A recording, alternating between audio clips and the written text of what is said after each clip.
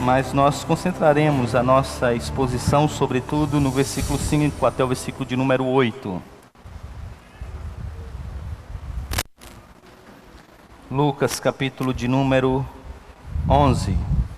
Nós leremos do versículo 5 até o versículo de número 13.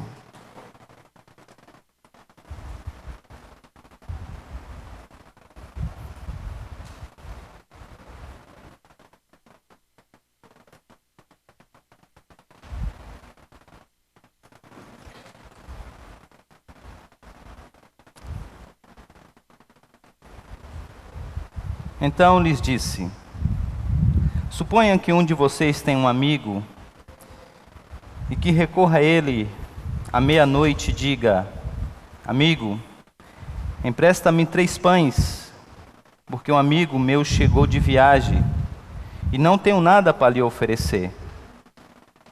E o que estiver dentro responda: não me incomode, a porta já está fechada e os meus filhos estão deitados comigo.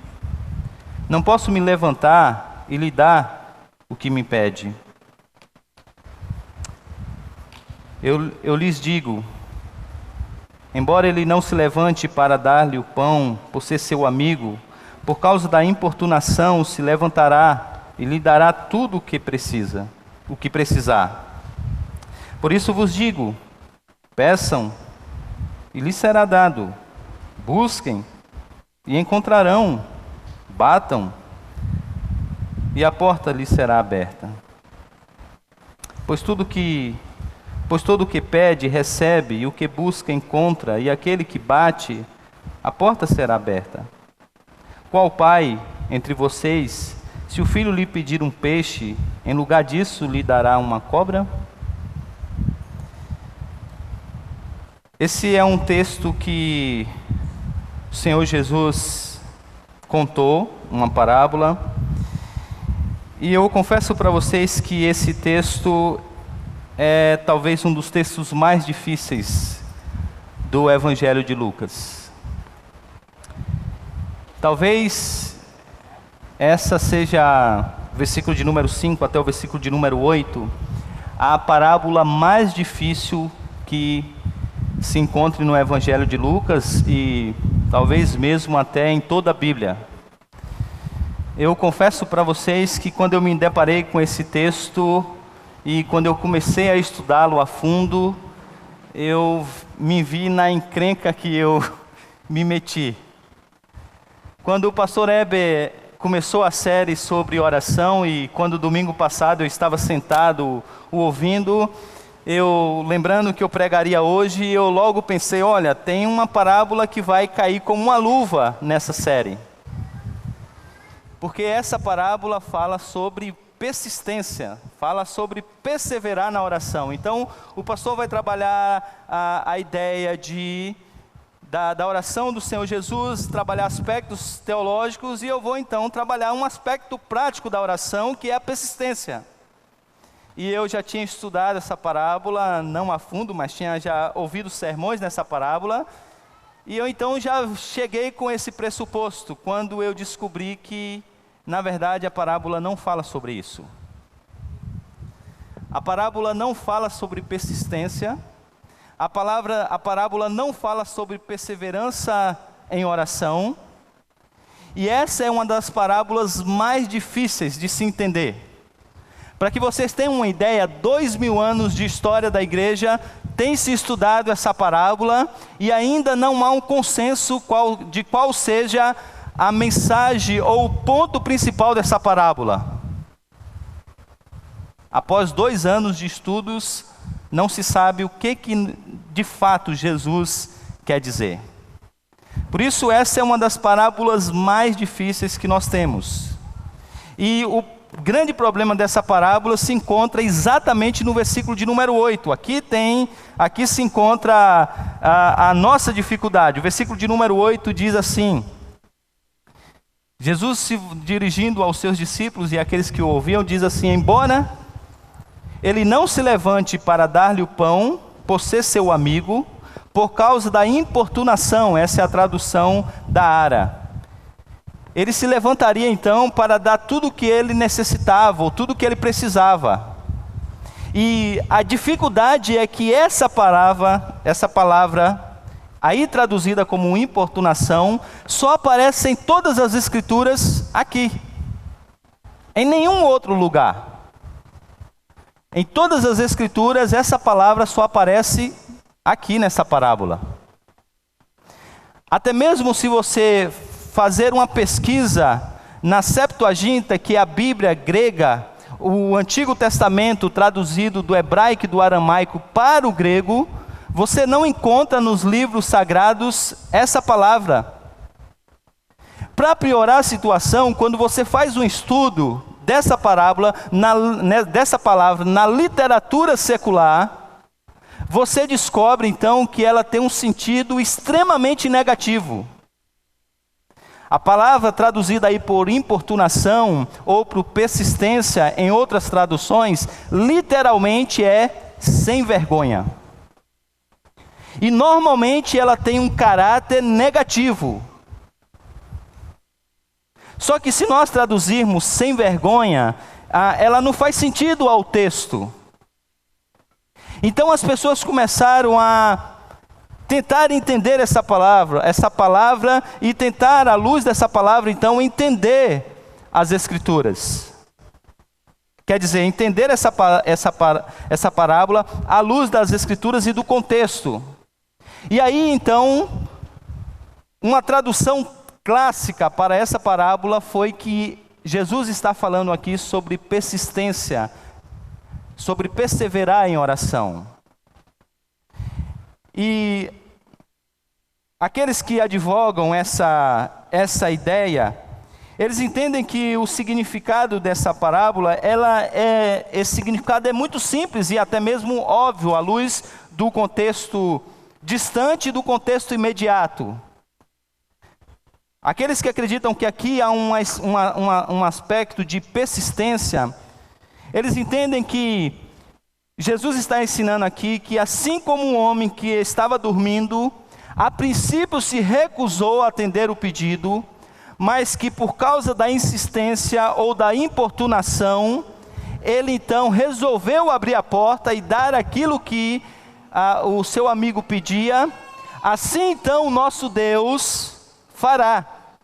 Se nós orarmos com persistência, e se nós buscarmos, e se nós importunarmos a Deus, Deus nos atenderá, se nós então formos perseverantes na oração. E da onde essa interpretação veio? Ela não veio do nada, ela não surgiu no vácuo. Há pelo menos dois argumentos que nós precisamos, que nós percebemos de que essa parábola é fruto. O primeiro deles é que essa parábola, entendem alguns, ela é uma gêmea idêntica à parábola do juiz iníquo. E aí, essa ideia, ela tem como sua base a estrutura literária do livro de Lucas, principalmente dessa parte. Eu já disse para vocês que há uma estrutura literária chamada de quiasmo, ou estrutura quiasmática, onde essa estrutura, ela revela muito do conteúdo. Então vocês observem, por exemplo, que a seção que nós estamos estudando, ela está dentro dessa estrutura maior do livro. Então observe vocês na projeção, que lá no número 1, aparece Jerusalém e os eventos escatológicos. Vá até ao final do slide e você vai observar que lá embaixo também o assunto é o mesmo. Olha o número 2. O número 2 é uma ordem que Jesus dá para uma pessoa para que pudesse segui-lo. Olha lá embaixo no número 2, mais uma vez tem uma ordem. Lembra que nós estudamos a parábola do bom samaritano, e a parábola do bom samaritano começa com uma pergunta feita por um mestre da lei. E a pergunta é exatamente: o que farei para herdar a vida eterna? E observe vocês que nós estudamos essa parábola, mas estudamos também um outro texto. A história do jovem rico, que começa com o quê? Com uma pergunta. O que farei para herdar a vida eterna? O jovem rico se dirige a Jesus e pergunta. E observe vocês agora, chegando ao nosso texto, que Lucas capítulo de número 11, versículo de 1 até versículo de número 13, que é um texto que fala sobre oração, está intimamente ligado no contexto maior de Lucas, com a parte ou a parábola do juiz iníquo, onde também fala sobre oração. Então eles entenderam, alguns estudiosos, que aqui Lucas está fazendo um paralelo. Então, se ele falou sobre oração aqui embaixo, é porque, e ele falou de oração aqui em cima, e esses dois textos estão em paralelo dentro da sua estrutura maior, é porque esses dois textos então falam da mesma coisa, do mesmo assunto. E se a parábola lá fala sobre persistência, a parábola cá também fala sobre persistência. E aí então eles traduziram esse termo difícil de ser entendido como importunação, como persistência, entendendo que essas duas parábolas, elas são gêmeas. Além disso, precisamos ser honestos com aqueles que acreditam que aqui há persistência, que de fato o contexto anterior e o contexto posterior fala sobre oração, e o contexto posterior, sobretudo, fala sobre persistência. Fala sobre bater, fala sobre buscar. E eles então entenderam, olha, imagine a situação, há uma dificuldade, é por isso que eu falei para a Denise na quinta-feira que eu não sei se esse sermão vai ser uma exegese que virou um sermão ou um sermão que virou uma exegese. Porque a gente vai ter que lidar com essas questões um pouco técnicas até chegar ao entendimento e para depois a aplicação. Se o texto cá então fala sobre persistência e ele está tão próximo, então a maneira de traduzir essa palavra então faz sentido. Essa interpretação ela caminhou por séculos. É tanto que se você pegar algumas Bíblias, a maioria das Bíblias vai trabalhar a ideia de persistência, de importunação. E se você pegar comentaristas, não comentaristas recentes, mas comentaristas mais antigos, ele vai fechar a questão de que Jesus está ensinando para que nós tenhamos persistência. No entanto, estudando um pouco mais a fundo, eu entendi, e eu quero apresentar a minha ideia e a minha tese a vocês, de que essa parábola ela não fala sobre persistência. De que a ideia central ou o ensinamento central dessa parábola não é que nós devemos persistir. E se nós persistirmos, se nós perseverarmos, Deus vai nos dar aquilo que nós pedimos. Porque isso traz até algumas dificuldades teológicas. Porque literalmente a palavra está dizendo que se você pedir, você vai receber. E se você fizer isso com insistência, você vai receber. E se nós entendermos que esse é o ensinamento da parábola, então é fácil nós termos as bênçãos do Senhor por meio da oração. É só nós orarmos o tempo todo. E Deus vai nos abençoar. E Deus vai nos responder. Observe que isso traz uma dificuldade enorme, que é exatamente a maneira como nós devemos pedir ou o que nós devemos pedir. Então isso pode trazer algumas dificuldades, que nós devemos perseverar em oração, isso é um ponto pacífico, que a Bíblia fala que nós devemos persistir em oração, isso é uma realidade. A parábola, que está em paralelo com essa, fala sobre isso. Mas se nós entendermos que aqui é persistência, nós vamos ter dificuldades teológicas sérias. Por que então que eu acho que esse texto, que essa parábola, ela não pode ser entendida como persistência? Porque esse não é o ponto central. Em primeiro lugar, porque a ideia de persistência, ela não é real na parábola. Por exemplo, quando você vai entender aqueles que defendem que aqui a ideia de persistência, de importunação, normalmente eles vão dizer assim, olha, veja o que o texto diz, bata. Uma tradução, ela chega a dizer assim, que se nós formos e batermos e persistirmos em batermos, Deus vai nos ouvir. Mas observe, do versículo de número 5 até o versículo de número 8, não há ideia de bater. Pode ler o texto. Não diz que ele bateu. Na verdade, se você chegar um dia na casa de um amigo, fora do horário, não bata, chame. Porque ladrão faz barulho à noite, amigo chama, e amigo você reconhece a voz. E uma vez que você reconhece a voz, você abre.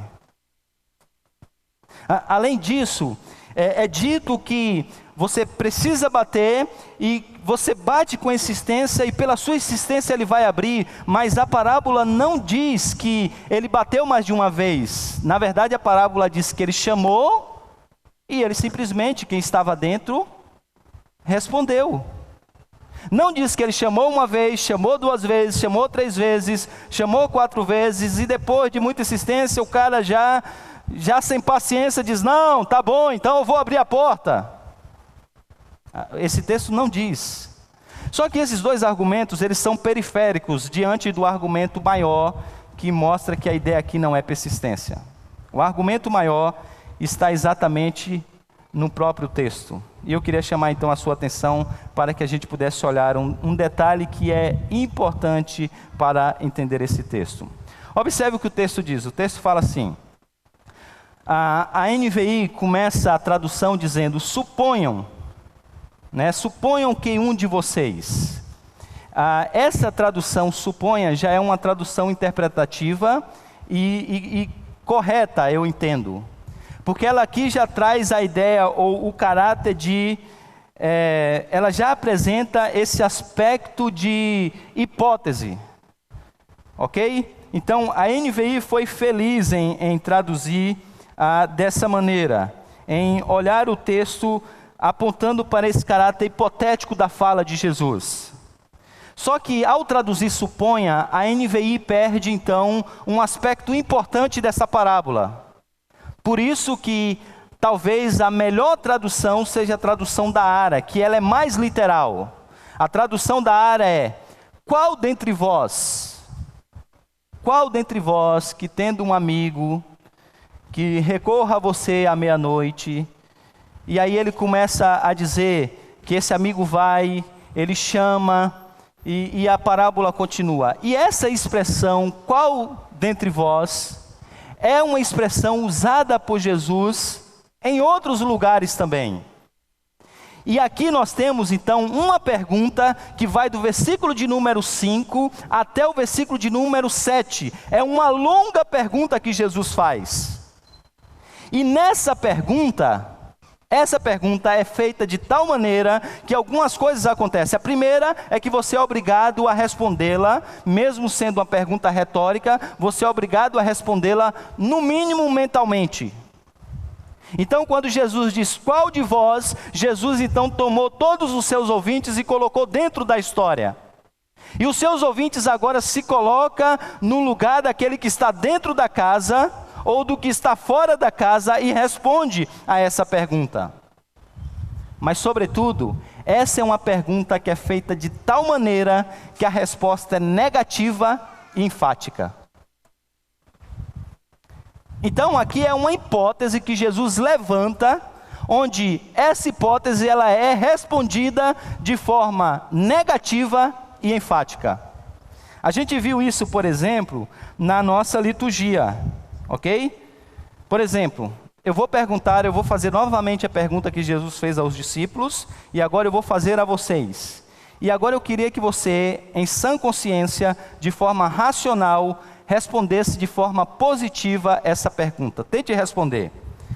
Qual de vós, por ansioso que esteja, pode acrescentar um côvado ao curso da sua vida? Tenta responder positivamente essa pergunta. Quem de vocês, o que Jesus está perguntando é isso.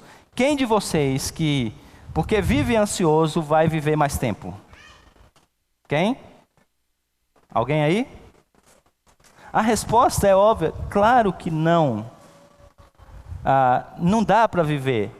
Essa expressão, qual de vós, é usada por Jesus várias vezes nos evangelhos, e em todas as vezes que essa expressão é usada, a resposta é negativa e enfática.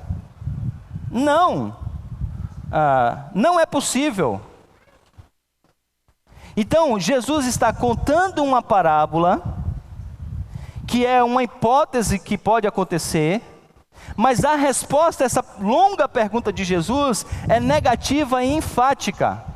Então, a estrutura grega já mostra isso, e o contexto aponta para isso também, a maneira como esse versículo é colocado. Olha só, o versículo é colocado dentro de uma estrutura onde revela a cultura ou o aspecto cultural da parábola.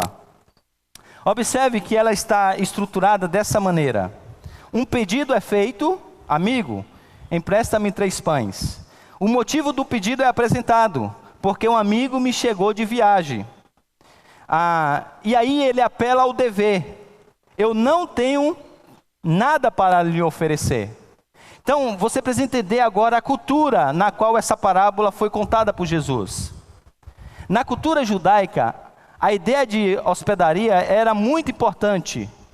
Hospedar uma pessoa era uma tradição. Só que quando você recebe um hóspede, não é você que está o recebendo na sua casa. Na verdade, é a comunidade que recebe esse hóspede. Isso até hoje é assim. Por exemplo, no aniversário da igreja, nós tivemos pregando aqui conosco o reverendo Leandro Lima, convidado por meio do pastor Heber. Mas só foi o pastor Heber que recebeu o reverendo Leandro? Não. Os diáconos, alguém do som veio e recebeu, colocou o som. Alguém perguntou se ele queria uma água. Outra pessoa o recebeu na hora do almoço. E aí as pessoas conversaram com ele. A nossa comunidade recebeu o reverendo Leandro. Não foi o pastor Heber apenas, que é o amigo mais próximo dele, que o recebeu. Na verdade, toda a nossa comunidade recebeu. A mesma coisa acontecia quando chegava alguém em uma comunidade. Não era um indivíduo que recebia, mas sim toda a comunidade. E é por essa razão que ele então vai pedir algo ao seu amigo nessa hora. Por quê? Porque é dever da comunidade receber alguém. E ele não tem como receber bem. E se ele não recebe bem, ele está desonrando ao seu amigo que chegou. Só que a comunidade, se ele não busca a comunidade, ele não busca também a honra para a comunidade. E é tomado por esse sentimento de honra que ele vai buscar. E é por isso que ele chega à meia-noite na casa de alguém e bate à meia-noite, e os filhos já estão dormindo, e diz a cultura que muitas das casas era apenas um cômodo, e a família vivia junto, dormia junto, e já a hora é tarde, os filhos já estão dormindo, e ele então atende. E por que ele atende? Porque ele vai honrar. Por isso que Jesus, na estrutura, ele agora investe. Observe vocês que o termo não me incomode é o dever que ele tinha sendo rejeitado, é a desonra para o amigo. O motivo que Jesus apresenta é um motivo banal: a porta está fechada e os filhos já estão deitados com ele. A porta não é tão pesada assim que não possa ser aberta. Se os filhos acordarem, eles vão voltar a dormir. E aí então a rejeição do pedido: não posso me levantar para lhe dar pão. Jesus então diz assim: olha, você imagina que isso poderia acontecer? E alguém tomado pelo aquele contexto, inserido nessa cultura, diz assim: Senhor, jamais isso poderia acontecer. Isso não aconteceria. Isso é uma coisa irreal. Então aqui nós temos, não é dito que o cara bateu mais de uma vez, não é dito que ele persistiu, e não é dito que isso sequer aconteceu. Isso aqui é uma hipótese que requer uma afirmação negativa. Isso não é possível acontecer. Então o que Jesus está perguntando é exatamente se alguém pode imaginar que isso poderia acontecer diante dessa estrutura, e aí ele vai dizer então que não, que isso não poderia acontecer. Então, como que a gente deve interpretar essa parábola? Se a ideia não é persistência, se essa tradução, se a gente não pode traduzir a palavra grega que aparece uma única vez no versículo 8 como persistência, como então que nós devemos traduzi-la?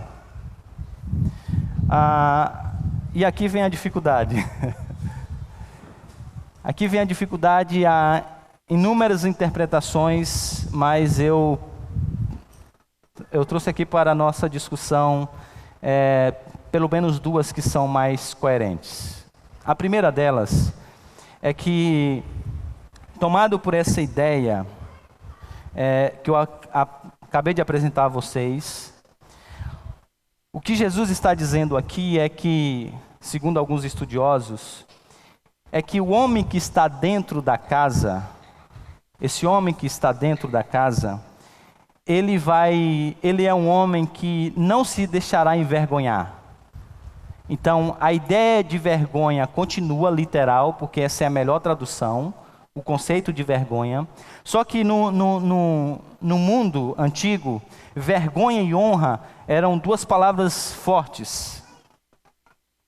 Então, um autor ele acredita que Lucas está usando aqui, mas ele coloca uma preposição, ele coloca uma ideia de negação no início da frase.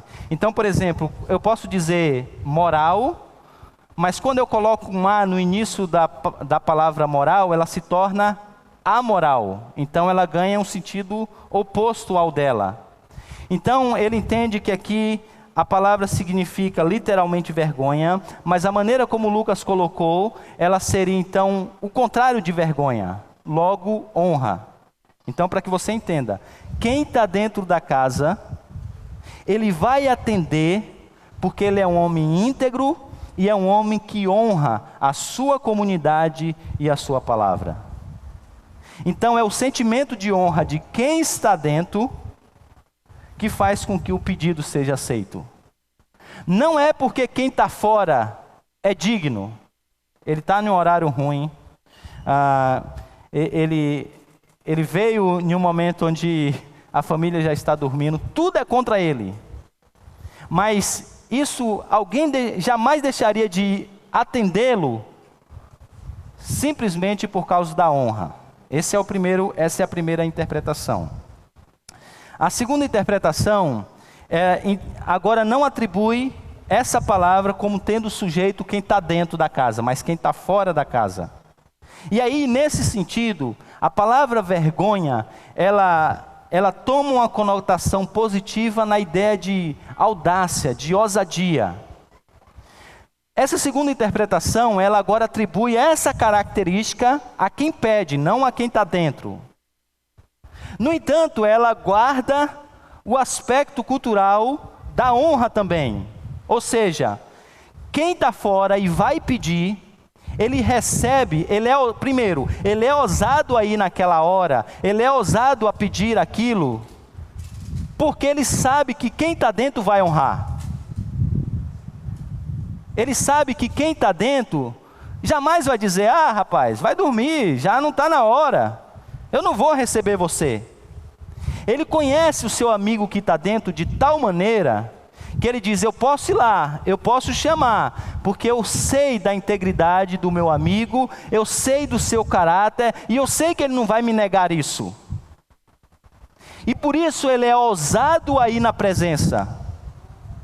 A sua audácia é justificada pelo caráter de quem recebe o pedido. E por essa razão ele toma então a iniciativa de ir e de pedir. Bem, que a parábola não fala sobre persistência, essa é uma coisa que eu creio. Dessas duas posições que eu apresentei a vocês, a segunda, ela parece ser mais coerente com o texto, apesar da primeira ser a mais empolgante.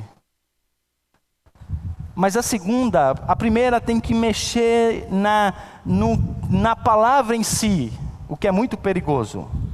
É possível, mas é perigoso. A segunda, ela é mais coerente, e ela não deixa de ter o aspecto da primeira, porque quem vai pedir só pede porque sabe que quem está dentro vai honrar. Então, diante disso, o que a gente pode então concluir? A ideia seria então o seguinte: a palavra sem vergonha então seria traduzido no sentido de ousado ou de corajoso. E o ponto principal aqui é que nós devemos ter a confiança de ir até Deus e de clamarmos na certeza de que Ele vai nos responder, e que essa atitude corajosa, essa atitude ousada que nós temos de ir a Deus, e que podemos ter de ir a Deus na certeza que Ele vai nos atender, ela só é possível porque Ele é fiel ao seu caráter, Ele é fiel aos seus atributos. Então aqui a gente tem o melhor dos dois mundos, soberania de Deus e a nossa responsabilidade humana. Então, a ideia não é que nós vamos orar, porque Deus, e vamos fazer isso com persistência, porque Deus vai responder à nossa persistência e vai nos ajudar, vai nos dar aquilo que nós precisamos. A ideia é que nós devemos orar com persistência, mas nós vamos fazer isso porque a gente vai fazer isso com persistência, com ousadia, porque quem está dentro realmente nos ouve e nos atende. E aí isso nos conduz então para algumas aplicações, e eu quero fazer 3. Primeiro, nem sempre oração perseverante mais fervor espiritual é igual a resposta positiva.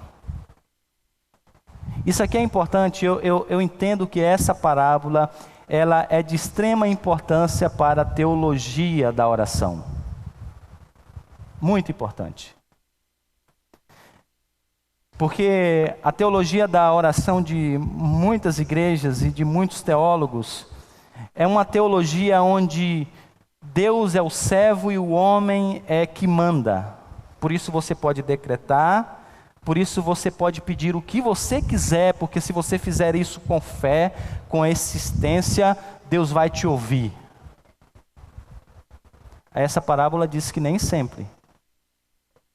E é interessante a gente observar que essa parábola também nos ensina sobre o conteúdo da oração. Agora você imagina, um jovem chega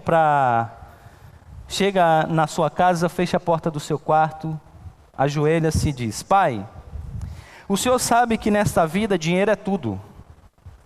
Sem Ele nós somos privados de muitas coisas boas. Como posso viajar e conhecer o mundo sem dinheiro? Como me locomover com segurança em um carro sem dinheiro? Como posso me casar com uma mulher bonita se eu sou pobre? O Senhor sabe, Senhor, que dinheiro é muito importante. E como oração também precisa de ação, eu já até fiz a minha parte, Senhor. Eu joguei na Mega Sena da virada. Dar agora, Senhor, que os meus números sejam sorteados. Você acha que Deus vai olhar do céu e vai dizer assim, joinha, e você vai acordar na primeira semana de janeiro em uma praia da Bahia, lugar mais lindo do mundo? Não vai. Deus não vai ouvir essa oração. Mas o texto aqui é o que é talvez a maior contribuição dessa parábola para a teologia da oração. Porque o ponto de dúvida é o seguinte, que o texto diz: bata e a porta será aberta. Busquem e vocês vão o quê? Vocês vão achar. Olha, peçam e vocês vão receber. O texto é categórico de que isso deve acontecer. A parábola apresenta de que que você vai ouvir, que é melhor, que você vai pedir e a resposta vai ser positiva.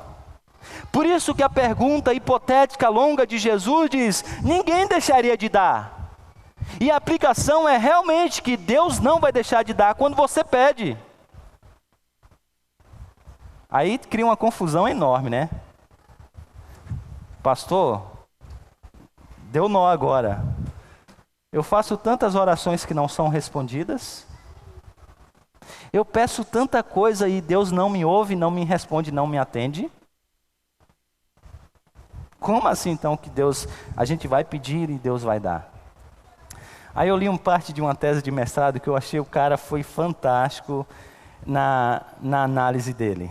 Ele estava fazendo um estudo desse texto e ele falou assim, olha, a gente não pode pegar esse texto e entendê-lo fora do seu contexto, sobretudo do contexto anterior. Olha para a sua Bíblia e veja o que vem antes desse texto. Capítulo de número 11, versículo 1 até o versículo de número 4.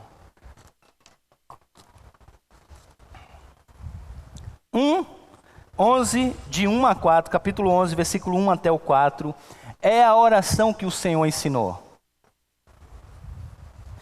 E quando você olha para essa oração, você está vendo que Jesus, você percebe a oração que está sendo exposta aqui ao longo desse mês de janeiro, você percebe que essa oração, ela está intimamente ligada com as coisas do reino.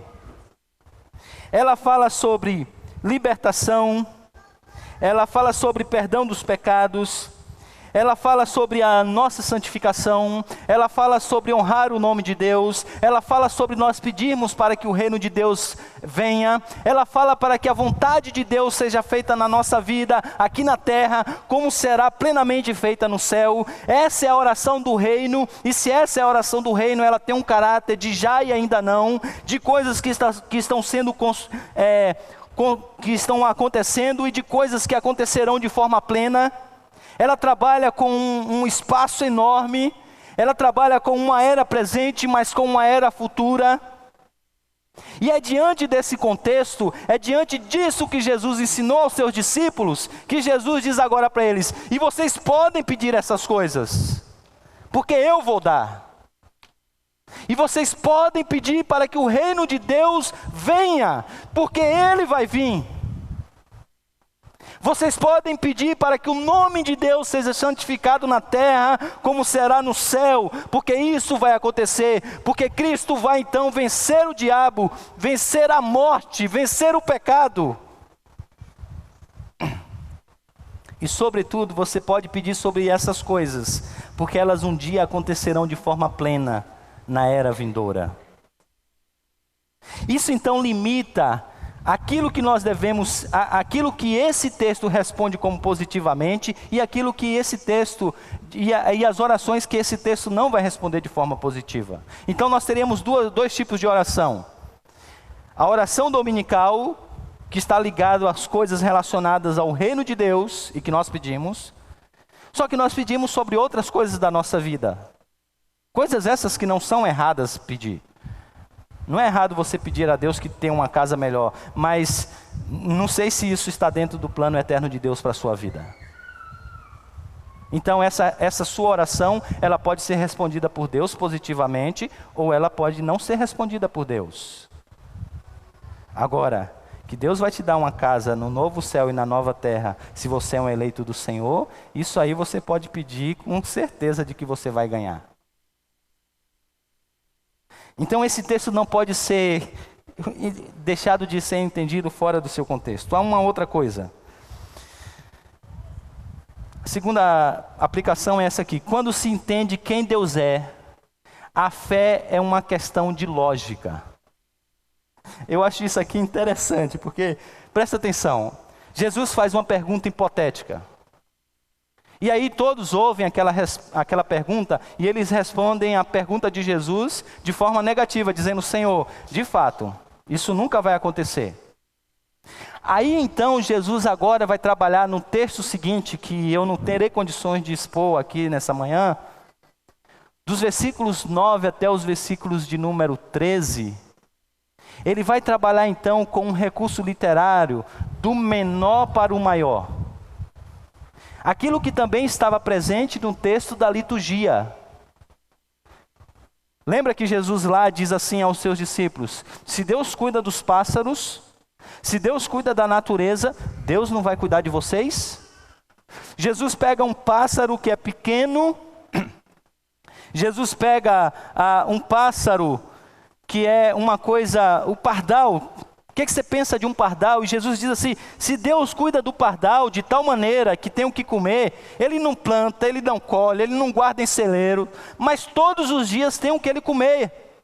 E se Deus cuida dele, Deus não vai cuidar de você? Observe que a resposta, mais uma vez, não dá para você responder de outra maneira a não ser se render ao argumento de Jesus. E aí Jesus vai usar exatamente isso. Jesus vai dizer assim: qual é o filho? Qual é então, ou melhor dizendo, qual é o pai? Qual dentre vós é o pai que o filho pede pão e ele lhe dá uma pedra? Ou pede um peixe e no lugar do peixe ele dá uma cobra? Ou pede um ovo e no lugar do ovo ele dá o escorpião? Aí o versículo de número 13 diz: ora, se vós que sois maus sabeis dar boas dádivas aos filhos, quanto mais, essa é uma expressão que Jesus vai usar, quanto mais o Pai Celestial dará o Espírito àqueles que o pedirem. Então, se Deus cuida do menor, quanto mais cuidar do maior.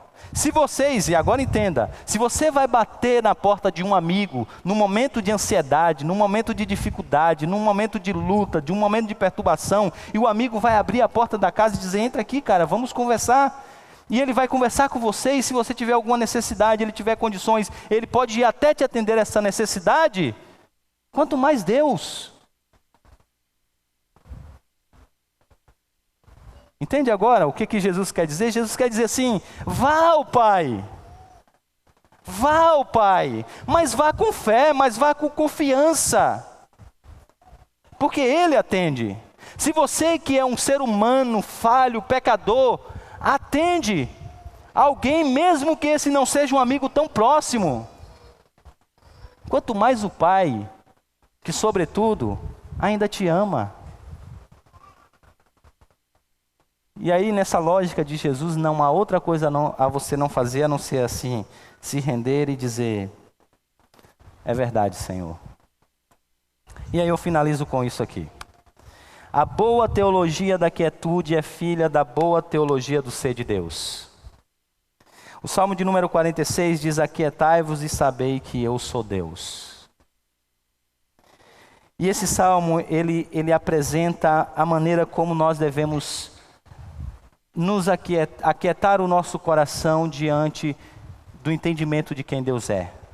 Se Deus é soberano, se Deus é amor, se Ele governa todas as coisas, é uma questão de lógica. Será que Ele não vai cuidar de você? Se Deus cuida do universo de tal maneira que os planetas precisam estar exatamente nos lugares onde estão, para que a gente não tenha calor demais, para que a gente não tenha frio demais, a Terra está exatamente onde deve estar. E se Deus mantém isso tudo direitinho dessa maneira, Ele governa o universo. Será que Ele não pode governar a sua vida? Se Deus cuida do mundão, será que Ele não pode cuidar do seu mundinho? A resposta é lógica e óbvia. É claro que pode. Mas por que a gente anda tão preocupado, hein? Tão ansioso? Sabe por quê? Porque a gente não conhece a Deus como a gente deveria conhecer. Então presta atenção. Alguns problemas existenciais, eles são, antes de tudo, problemas teológicos. É a nossa má teologia que não nos leva à boa teologia da quietude. E é a boa teologia do ser de Deus que nos leva a gente a acalmar e entendermos que Ele governa. Normalmente a gente tem um problema, fica ansioso em casa, enquanto era só a gente ir para o amigo e chamá-lo e pedir ajuda. A parábola está ensinando isso. E aí eu queria terminar com uma coisa. Uma coisa que me chamou a atenção esses dias, já tem tempo, aquele jogador de futebol, Cristiano Ronaldo, quando o time dele estava perdendo e o time dele estava jogando e o time estava perdendo, a torcida adversária alegre, feliz, e a torcida da casa, ele joga no Real Madrid, triste, desesperada, e o jogo é importante, o jogo é de campeonato, o jogo é de liga da Superliga, e é importante, e o Ronaldo faz um gol. E ficou meio característico, porque ele fazia o gol, e ele se virava para a torcida e dizia, calma, como se dizendo, calma, calma. E ele completava dizendo o quê? Eu estou aqui. É evidente que isso é o cúmulo da soberba. Então eu não estou contando essa ilustração para dizer que você deve fazer como um Cristiano Ronaldo. Ele não é isso tudo. Mas eu queria dizer uma coisa para você. No meio da dificuldade, no meio da luta, aí sim, você pode entender que existe um Deus lá em cima que está dizendo, calma, quieta o coração, eu estou aqui. Eu sou um Deus presente. Calma, para de andar ansioso, calma, calma, eu estou cuidando. Você não consegue, calma, calma, eu vou te ajudar. Vamos orar? Senhor, Tua palavra é tão viva, tão eficaz. A Tua revelação é tão profunda, Pai, que nós temos até dificuldades de entendê-la o quão profunda ela é. Nessa manhã a gente foi exortado mais uma vez pelo Senhor, de que a gente pode ir ao Senhor, buscar a Ti. A gente pode ter a ousadia, a gente pode ter a audácia de poder ir ao Senhor. Mesmo a gente não merecendo, Pai, mesmo tudo sendo contra nós, porque o Senhor nos ouve. Não porque a gente consegue fazer as coisas certas, não porque a gente consegue perseverar, porque a gente é tão falho, Pai, a gente não consegue nem orar por muito tempo. E há tempo que a nossa oração sequer sai dos nossos lábios. Por isso que nesses momentos o Senhor envia o Teu Espírito Santo que intercede por nós, com gemidos inexprimíveis. Nós Te louvamos porque o Senhor é o Deus que ouve a nossa oração. E quando nós oramos, Pai, de acordo com a Tua vontade, o Senhor sempre atende os nossos pedidos de acordo com a Tua vontade. Por isso nos ensina a orar de acordo com a Tua vontade. Porque é fato, Pai, que muitas das nossas orações não são respondidas porque nós não pedimos como convém. Pedimos para a nossa própria glória e para esbanjarmos nos nossos próprios prazeres. Ensina-nos a orar, ensina-nos a pedir e, sobretudo, nos ensina a confiar na Tua soberania e na Tua provisão. Na certeza de que nós podemos ter calma, porque o Senhor está presente. Em nome de Jesus. Amém.